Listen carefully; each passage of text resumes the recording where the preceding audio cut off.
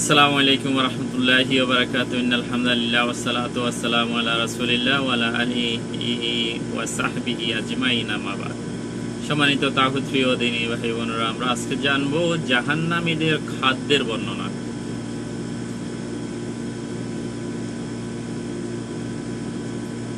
আউযু বিল্লাহি মিনাশ শাইতানির রাজীম।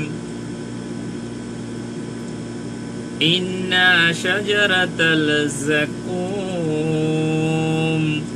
তাআমুল আসীম কাআল মুহলি ইয়াগলি ফিল বুতুন কাআল্লিল মাহিম। অর্থ, নিশ্চয় জাকুম বৃক্ষ ফাফির খাদ্য হবে, গলিত তামার মতো ফেটে ফুটতে থাকবে, যেমন গরম পানি ফুটে। সূরা দুখান আয়াত নম্বর ৩৬ থেকে ৩৬। তাহলে জাকুম একটা ফল, সেই ফলটা কাঁটাযুক্ত ফল। এই কাঁটাযুক্ত ফল তারা খাবে, আর তাদের গলা দিয়ে যখন ভিতরে প্রবেশ করে সবগুলা ছিন্ন বিচ্ছিন্ন করে দিবে, এবং তাদের ফেটে এগুলা যাওয়ার পরে তামা যেরকম ফুটে, এরকম তামা যেরকম পানিতে তামা যেরকম আগুনে দিলে এটা গলে ফুটে, এরকম তাদের ফেটে ফেটে এগুলা ফুটতে থাকবে। আল্লাহু আকবার। আল্লাহ তাআলা আমাদেরকে, মুসলিম জাতিদেরকে এই জাহান্নামের আযাব থেকে হেফাজত করুন, আমিন।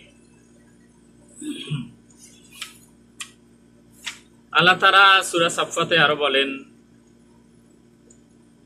এ কি উত্তম আপ্যায়ন না জাক্কুম বৃক্ষ।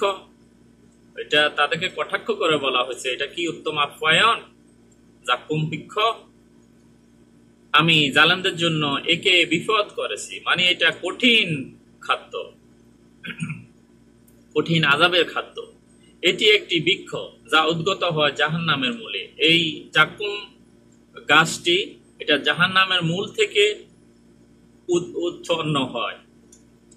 এর গুচ্ছ শয়তানের মস্তকের মতো, শয়তানের মাথার মতো এর গুচ্ছগুলা হবে। কাফেররা একে বক্ষণ করবে এবং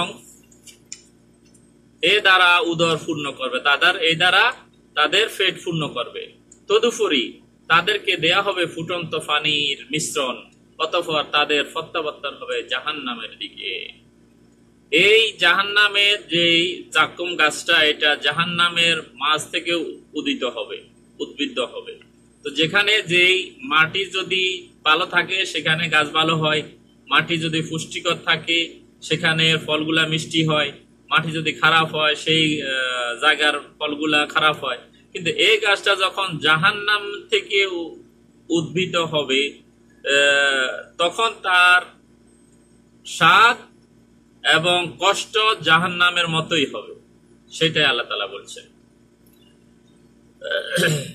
আল্লাহ তাআলা আরো বলেন সূরা গাশিয়াতে, লাইসা লাহুম তাআমুন ইল্লা মিন দারি' লা ইউসমিনু ওয়া লা ইউগনি মিন জু'। অর্থ, কণ্টকপূর্ণ ঝড় ব্যতীত তাদের জন্য কোনো খাদ্য নেই।